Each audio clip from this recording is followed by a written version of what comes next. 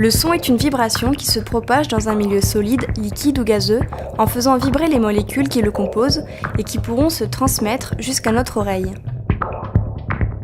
Le son se caractérise par sa hauteur et son intensité.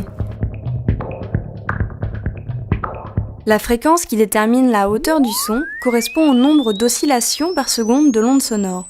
Elle s'exprime en Hertz. Concrètement, les branches du diapason vibrent 440 fois à la seconde, ce qui correspond à la note La, employée comme référence par les musiciens pour accorder leurs instruments, mais c'est aussi la fréquence de la tonalité du téléphone. L'oreille humaine perçoit les sons compris entre 20 Hz et 20 000 Hz. Au-dessous, on parle d'infrasons et au-delà de 20 000 Hz d'ultrasons. Seuls certains animaux sont capables de les percevoir, tels les dauphins, les chiens, les chauves-souris. L'intensité d'un son peut se mesurer en décibels et permet d'évaluer son niveau sonore.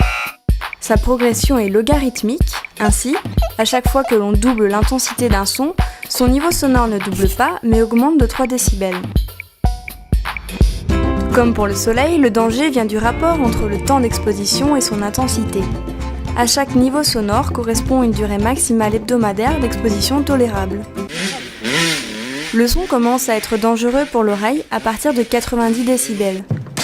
Au-delà, la douleur n'est pas ressentie, mais il existe un risque de lésion irréversible pour l'oreille.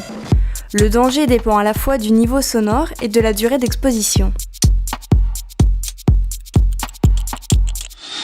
Le seuil de douleur est atteint à partir de 120 décibels. Parallèlement, il suffit de s'éloigner de la source pour perdre en intensité.